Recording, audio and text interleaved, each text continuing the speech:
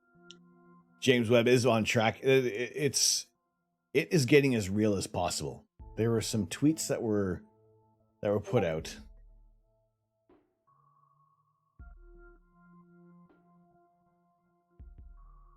And seeing it all set up and getting ready to launch. We're 10 days away. Sorry, we're 12 days away from the launch. We will be having an early start to the stream. So I believe we'll probably start the stream at about maybe 6 a.m. Eastern Standard Time on the 22nd.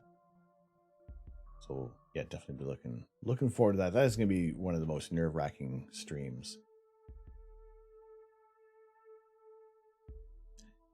Now I have been working through some of my other coffee grounds so we can try out some new stuff. So I'm almost through the 2 bags in the freezer, so I can replace them with something else. Otherwise, you get this collection of coffee that just never gets finished. So I am making a point of having French press coffee almost every morning, and I found it's a nice way to start the day as well. It's a slower start to the day rather than having the instant coffee. So there was the I have that on the link to the name of that coffee escapes me at the moment, but there was one made that supports veterans that I have. I got a bookmark on there somewhere. Black Rifle. Yes, that's on. That is going in the cart as soon as I finish off these 2 bags, which should be probably just before Christmas.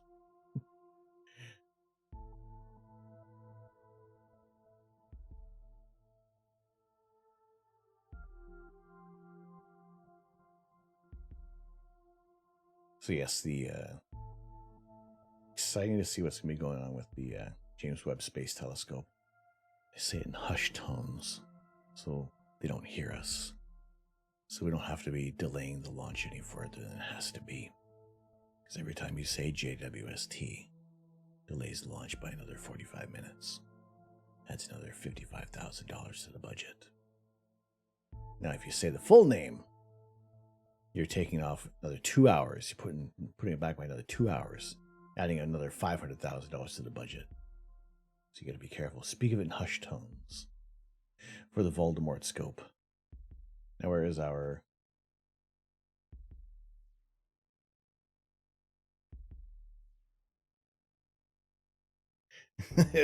Son of Hubble. There we go. Skynet is currently a thing. The British military calls their high-speed internet for fighter jets that. Ruh-roh. That's cool.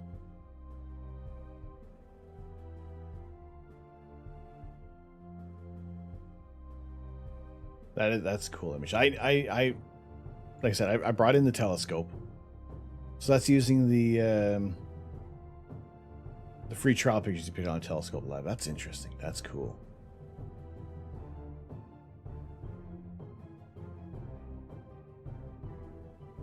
That's another thing. I need to. I am a member of the Royal Astronomical Society of Canada, so I really should look into seeing if I can at least look in on other telescopes that are imaging.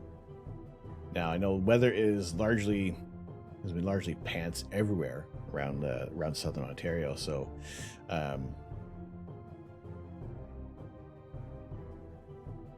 it's just been hard for everybody. So whenever we do have some clear skies, it's just if anybody's streaming their imaging, then get on that stuff.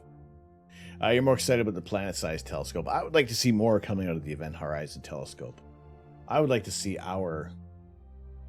Sag A Star. I'd like to see that image. You know, it's fantastic to see what they got from a couple years back.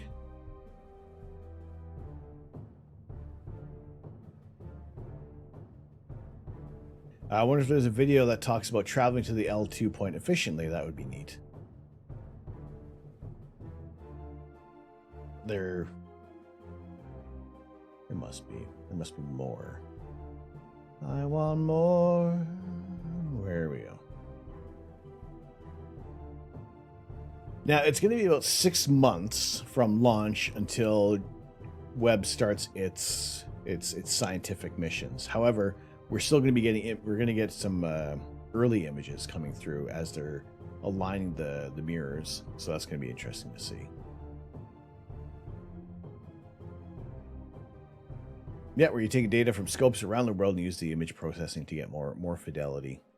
Exactly, having the coordination needed for the Event Horizon Telescope was remarkable, and getting everybody's data back together. I would like to think that as they perform more imaging using the EHT, that they can be, well, they can increase their efficiency with the processing and gathering the data.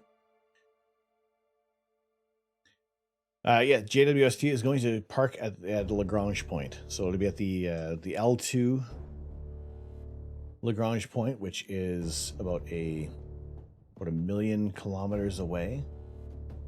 And yeah, it'll be a nice stable orbit. The downside is that it won't be serviceable. That's the only problem. So while there was the issues with Hubble when it was first launched, and they had to go back and fix it, there's no fixing JWST if anything happens out there. I am inevitable.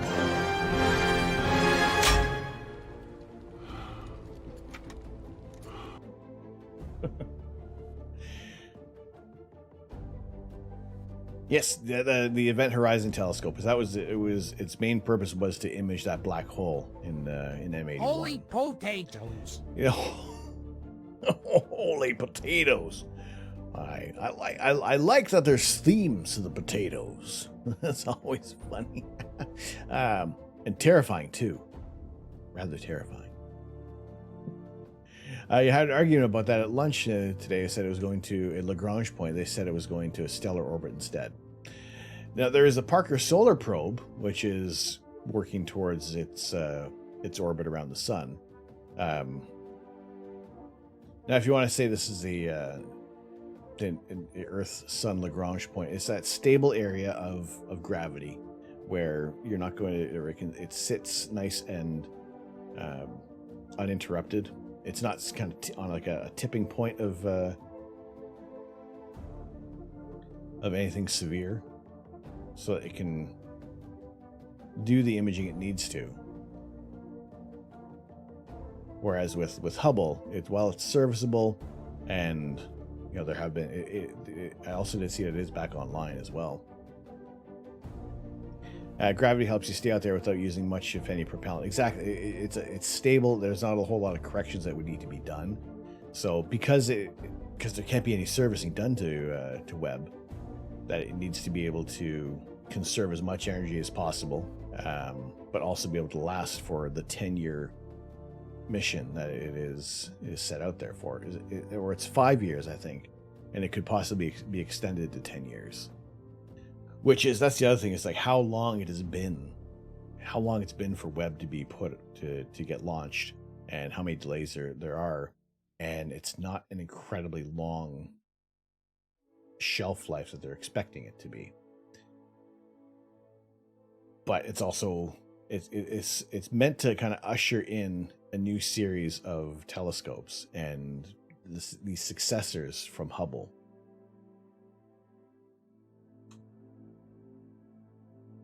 I thought L1 and L2 are not completely stable, but it takes almost no propellant to stay there. It's just these are more stable areas than there are. They're like, you don't like how the space station always needs that little bit of a boost to kind of get back up into its orbit. So unserviceable with today's fleet, though. Now, what tomorrow's fleet may have in store. So there is is it WISE, or is WISE already launched? There are a couple other telescopes that needed Webb to launch before they get the go ahead and they can get into development.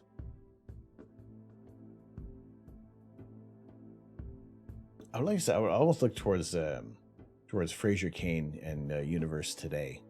Would be they've been a very good resource for a lot of information that I've picked up, and they're reliable. as well.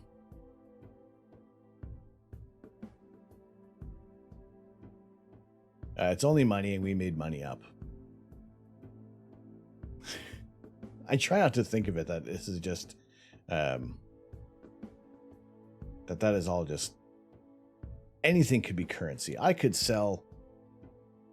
use Lego brick separators as currency.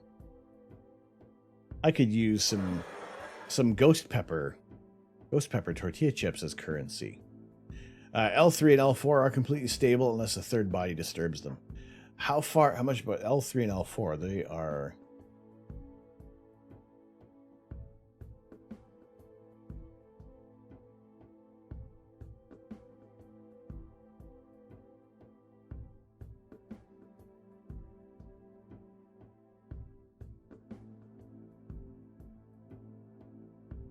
yes, but you can't create ghost pepper chips out of thin air. But you can do that with money. This is true. Cryptocurrency is a bananas example of that.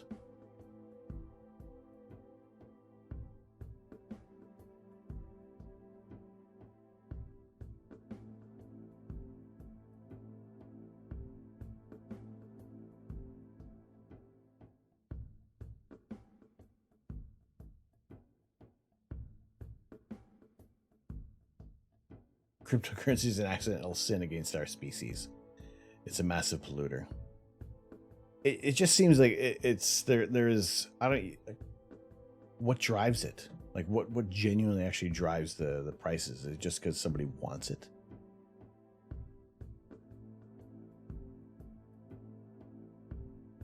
So the problem is though we're putting put web over at the L3. That's much farther. We want to go as close as possible to kind of test that out. Yeah, they're just even that much farther away. That's the.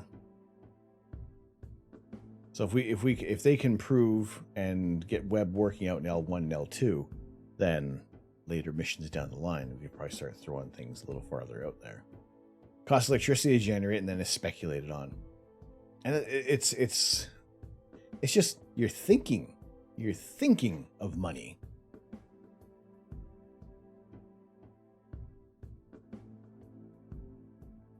That's where the kind of the ridiculousness of it comes into play. It's just it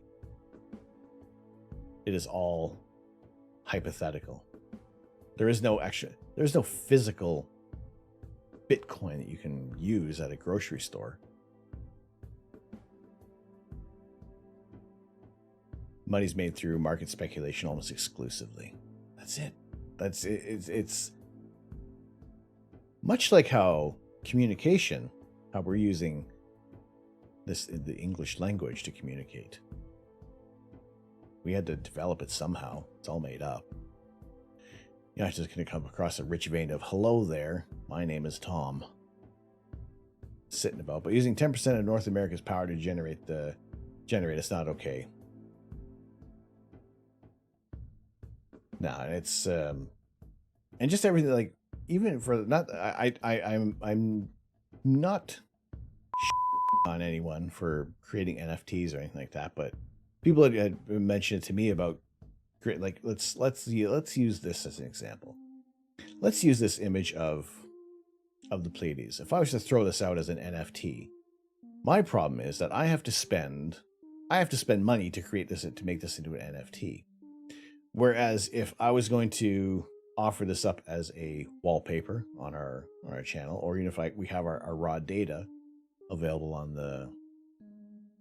the Discord, that it doesn't cost me anything. It doesn't. Well, I mean, the equipment that I bought, but to create an NFT, you got to spend this money to make, like, what is it, an account on the OpenSea or something. I don't know, it just seems strange. It just seems like a strange concept to create an NFT. And then it gets me even more because it's a digital.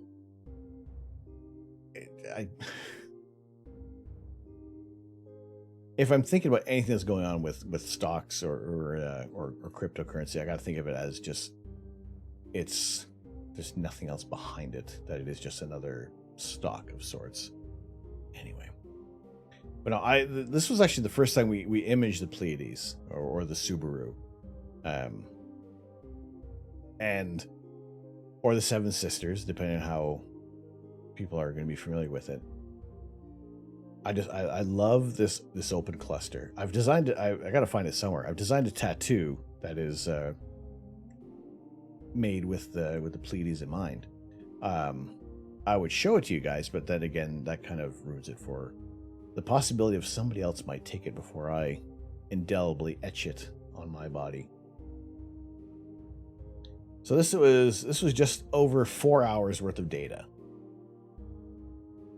And again, this is from our backyard here, and it was actually accidentally captured. I was doing a live stack on the Instagram. I wasn't doing a live stack on Instagram. I was doing a live stack with the ASI Air Plus, which I don't have it in the room at the moment. And I fell asleep while it was imaging. The telescope tracked past the meridian, and it doesn't do a flip when you're just doing a live stack. It just keeps shooting and shooting and shooting. So I woke up, the telescope was in an unfavorable position. So that was a bit of a problem, but thankfully I had a pure extension on the mount, so it didn't actually hit the mount itself. Gibson Picks, awesome stream. That's Killer M45. Thank you, sir. Thank you. Welcome in. Big fan of yours. Dude. Yes, this was a live stack in my Bortle 3 backyard. I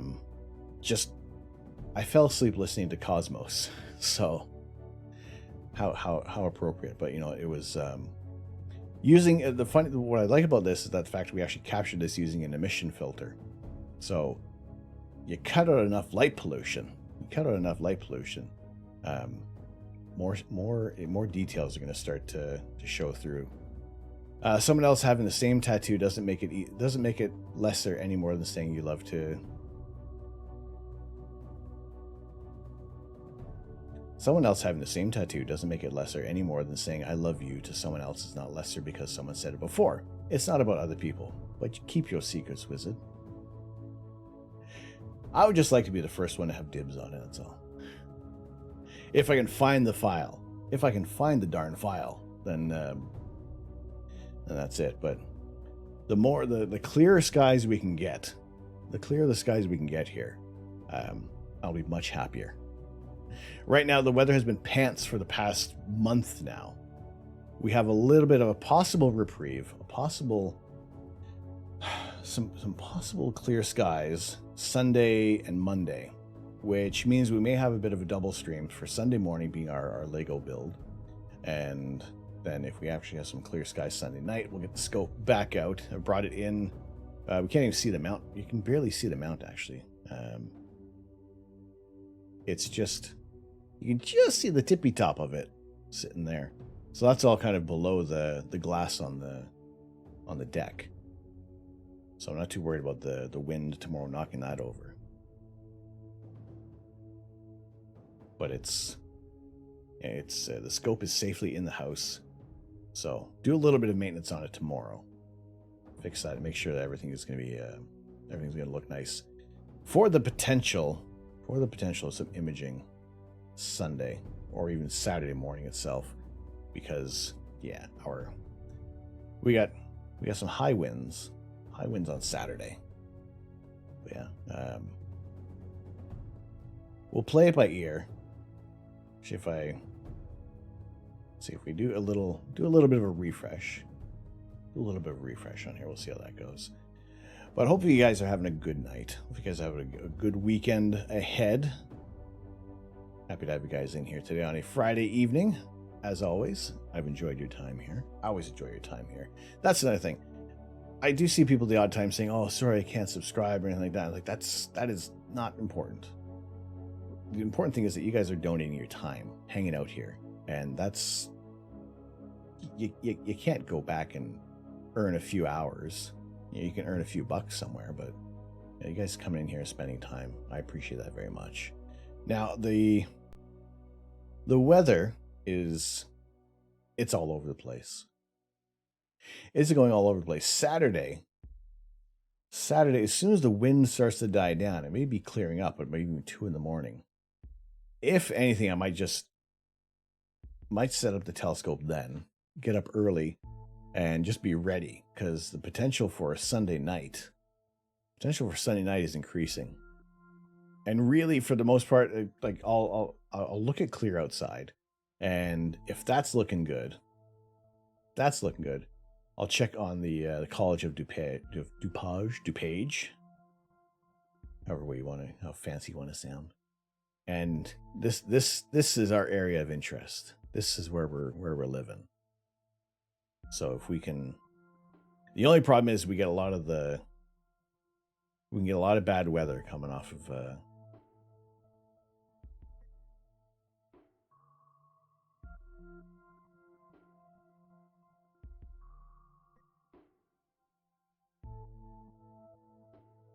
off the lakes. So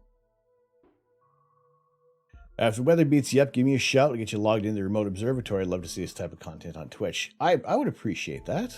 You know what, this has been, now I used to live in the UK. I lived in the UK for 10 years.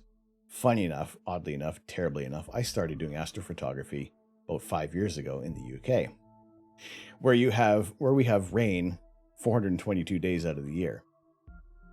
It's frustrating at times, but I try to capture as much data as possible so that we can at least do our rainy day astronomy sessions. I will plan for these rainy days. So, you know, in the event that the weather goes sideways, you know, we have our images to work with. We have our raw stacked data, which actually this one I want to do some processing on this on this portion of the Gamma Cygni Nebula. But yeah, Dustin, sir, I'm happy to get in contact with you there. That's cool.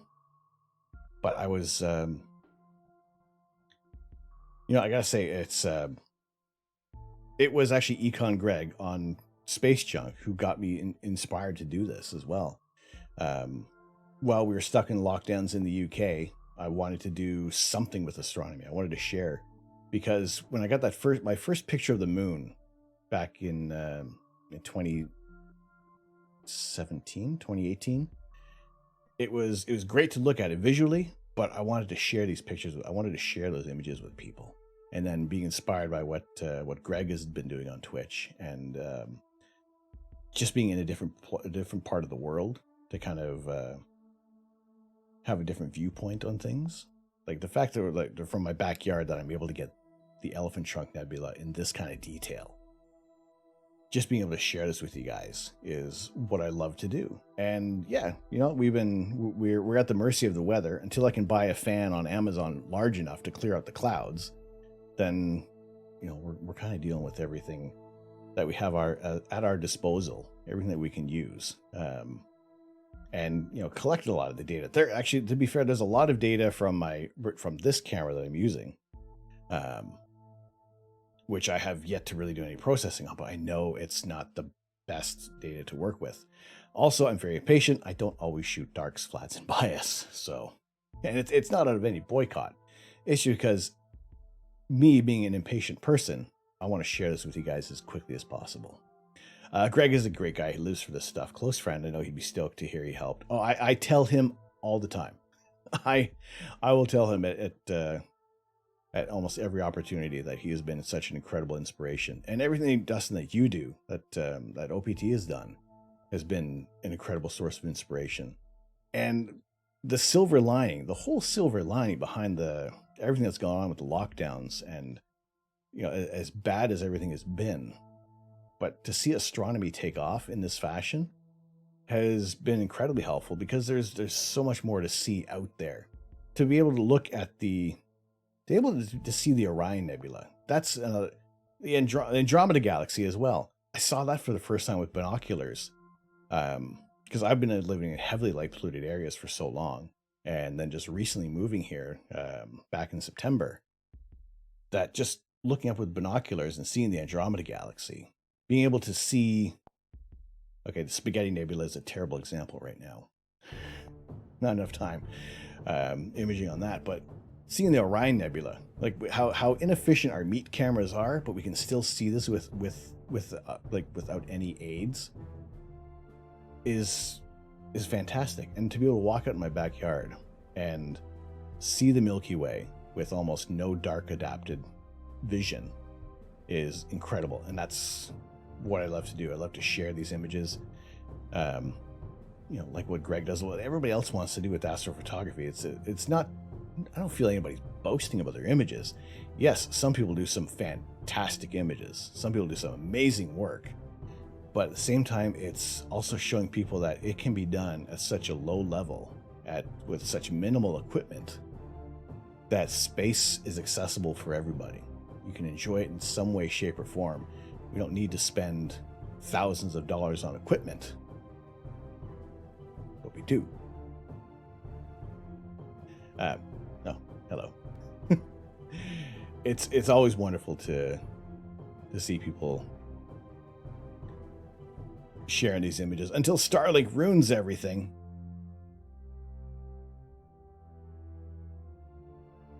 What's up, Skin? How are you? Starlink is interesting. I've on the list for Starlink. I've been bombarded by Starlink satellites. If they have been reducing the albedo of those satellites and they are being less of an impact on the images, I'll shoot in areas that have been notorious for being photobombed by satellites. Like this is about 45 minutes on. No, this is about half an hour, let's say, on Orion, and 3-minute subs. I was lucky to have no satellites passing through. I would like to be able to have Starlink set up.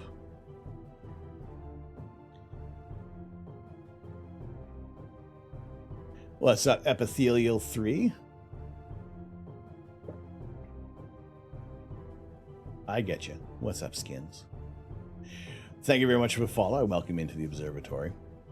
For those of you who are new to the channel, my name is Tom. I am the Astro Canuck. And whenever we have clear skies here in Southern Ontario, which have been very few and far between, we're taking live images of outer space. I've been recently using the ASI Air Plus, one of the new Raspberry Pi devices from ZWO. And I gotta say, with great success, we've been getting some remarkable images that have been like leaps and bounds beyond what we were doing before. Still using the original ASI Air, but we were kind of at the mercy of some higher light pollution, some poor tracking at times, so you kind of get these oblong stars and not getting as much detail as possible. But for the times that we actually been able to sit there and let the camera do some shorter exposures and do some live stacking and do some stretching on our targets, then we're getting some awesome details coming through, and we can kind of shoot the breeze about what it is we're looking at. There isn't a lot of image processing that's been done on these images, but on Saturday nights, what we like to do is do some image processing, and good or bad, we'll share those later on. But as of late, I still got to say with the M45, the Pleiades, I'm super excited about this image because the stars, I'm a big fan of how these stars turned out.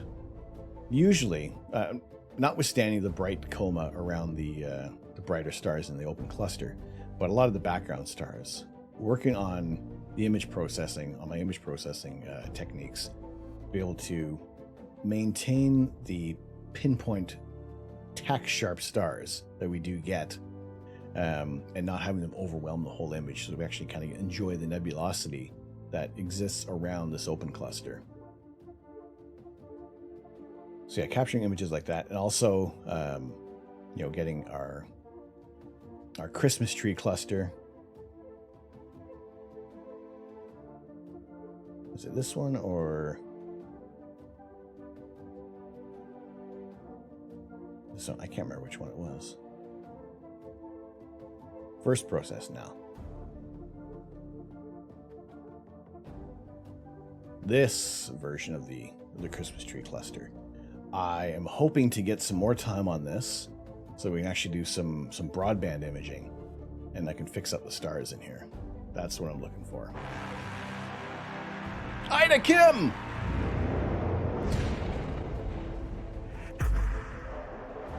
Kim, what's going on?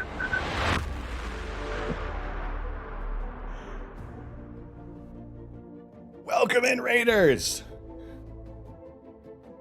Buckaroo Brogan, what's going on? Sir Lancelot and Gibson Picks, thank you very much for the follow. Welcome into the observatory. Glad to have you in.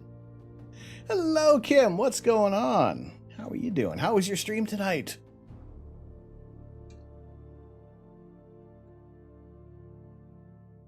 What were we up to? Looks like a little bit of Fortnite. Any victory royales? You have fun? I've been seeing a lot of interesting things going on with Fortnite as of late. Never got into it. Never got into it that much. But you know what? It's I'm confident. I would get kicked out of me by everybody in that game. It has been so long since I played well, a lot of those games online. It was really good. Just played some Fortnite. Did got one win at the end, but we're gonna set up a Christmas tree. Excellent. We have our house Christmas tree set up. We have our Lego Christmas wreath. A little closer view there. And if I ever decide I want to play Fortnite, I know who to come. Yes. I know there are people I will go to if I'm playing Super Animal Royale. I know who I'm going to go to for Fortnite. I am at the moment playing a little bit of Elite Dangerous, and so far we've had a few people come in who have been a wealth of information. But yeah, there's definitely a lot more that I got to do to get into Elite Dangerous. I played one mission and was more like enamored with you could travel like anywhere in the galaxy. And yeah, the first place I looked at was the Pleiades. But apparently it takes a while to travel there. Anyway. Elite Dangerous is very pretty. It's very beautiful. So yeah, to be able to see, to look at markers on the map and see that they have like the Cone Nebula, that you can travel to these areas. And yeah, we'll do that in Space Engine, but it's just a little bit of a different feel if you're actually kind of flying your own starship. Yeah, glad to have you in here, Kim. Glad to have you guys in. For those who are not familiar, those who are new to the channel, I welcome you in. My name is Tom. I am the Astro Canuck, and usually we're doing live images of outer space. However, Scuba Steve, WA, what's going on, Steve? How are you? Appreciate you joining in. Glad to have you guys in here. So yes, we're usually taking some live images of outer space, but you know what? The weather stinks. It's terrible. It's pants. It's going to get even worse tomorrow. Probably getting about 40-mile-an-hour sustained winds. It's ridiculous. So I brought the telescope in as a precaution. But we have our Lazy Sunday Lego stream for this coming Sunday, because possibly we have received snow. We have a couple of days where we had about 20 to 30 centimeters total, and yeah, it's been kind of crummy. I love it. You got to run, man. Got to get a little sleep. No worries. But listen, if I can help, and please don't hesitate to reach out. Just shoot me a message on Instagram. We can set up a call. Happy to support the mission to share astronomy. Have a great night, everyone. Gibson Picks, Dustin, thank you so much for joining in. Wonderful to have you in here. I would definitely like to reach out and have a chat with you if that's cool, man. But yeah, thank you very much for popping in. Always happy to share astronomy. And yeah. Have a fantastic evening, sir. You got your first snow of the season last night. It has been so up and down with the weather. It has been so, because we have also, you can see just down a little farther below there, actually just above your name, Ida Kim, there is a little skating rink I've tried to get ready for when nieces and nephews visit. But the weather, it's been like, we're getting up to like 8 degrees tomorrow, which is like all the snow is pretty much gone. We're going to have probably about maybe 20 millimeters of rain. So like all that work is gone. So I have to wait for everything to freeze again. that being said, I gotta say, with the living in the UK, never had to shovel a rainy day. Now I'm shoveling like waterlogged, like the heaviest snow that I've had in ages. I guess it works out, gives me a little bit of a workout. But yeah, it's frustrating for so many reasons. But other than that, we'll press on. We have lots of data we can go through. There's a great deal to be talking about. Now, also other things we were talking about on our jumping back over to Lego for a second, because why not?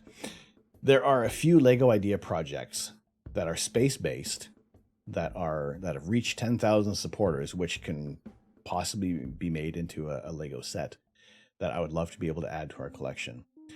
That being said, even if they don't, I would hope that we can get the instructions by the creators and just kind of do an MOC build, just to make a little guerrilla Lego build, unofficial builds. But I think it'd be very interesting to add more space-based Lego to the stream. We have our Christmas theme over the next couple of weeks, and as the calendar goes, funny enough, we do have Christmas Eve on a Friday. So yeah, chances are we'll still do maybe an early version of Astronomy Chat on the Friday. The Christmas Day, I know last year I did a Christmas hangout. That was a little different. I was living on my own in the UK, but now we have family, so I might actually end up taking that Saturday off. But Sunday morning, we're still going to have our lazy Sunday Lego. And what we're going to be building after tomorrow is, sorry, not tomorrow. Sunday is meant to be another single stream build, another smaller build. However, that one still took me like 5 hours. So it's been, I'll be editing that video on the YouTube channel as well for that link that has popped up there. And yeah, just trying to build things up a little more on YouTube, more than just the VODs that have been saved. And yeah, we'll think about some other. So I do have a few other builds in the closet that we have yet to. Actually, some of them haven't been revealed yet, which is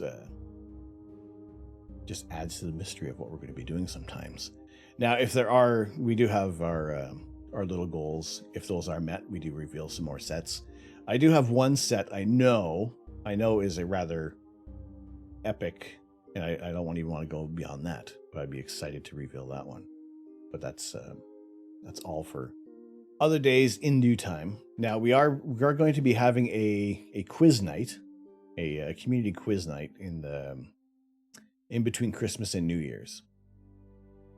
Which day exactly? It'll be a possibly on the Thursday. It probably won't be New Year's Eve. It'll probably be on December 30th, perhaps. Possibly on the Thursday. I'm thinking that we'll say pencil it in for the Thursday the 30th of December, a community game night. Kind of wrap up 2021 as we usher in 2019 Mark III. So we can just kind of have a like an unthemed night where pretty much anything can occur, and we'll have a couple of giveaways for that night as well.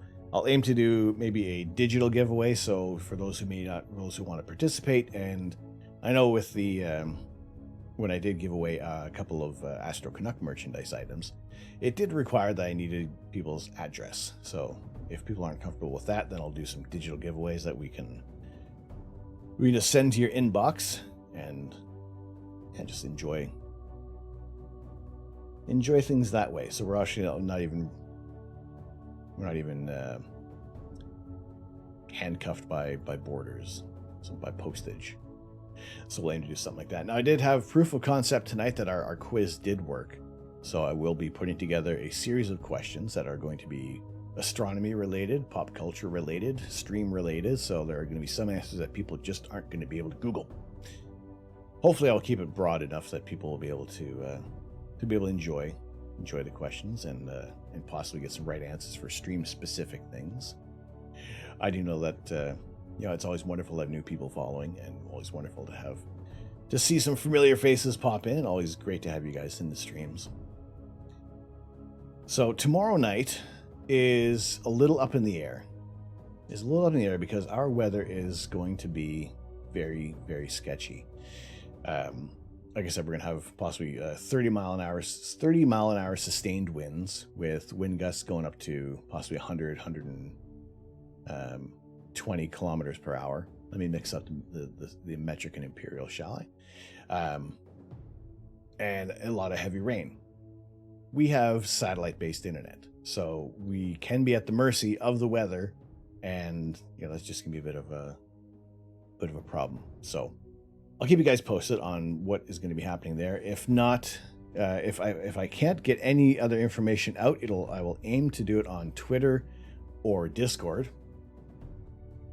in some way, shape, or form. If it's going to be myself or Mrs. Canuck, so adorable, she will update because she gets a better cell signal than I do. So if we lose power, then I have no internet. I have very poor connection. So we will keep that in mind if we're going to have any kind of issues tomorrow. So that's what we'll kind of look out for. Now I'm hoping doing a refresh on the emotes. Still no animated slots. That's okay.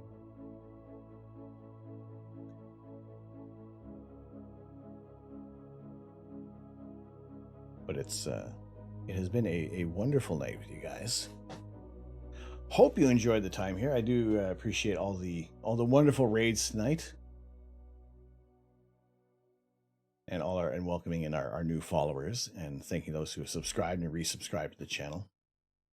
As always, that Twitch money does go towards the upkeep of the stream, and larger portions do go toward astrophotography gear, so we can bring you guys some more interesting images of outer space, sharing that with you guys as quickly as possible.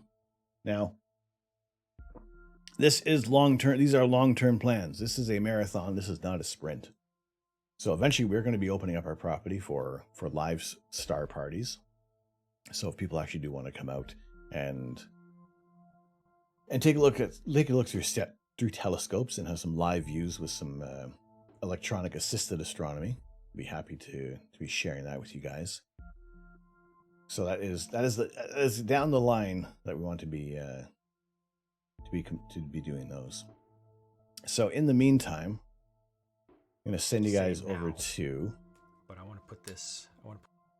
I send you guys over to someone interesting. These guys send you over to It's the Jang.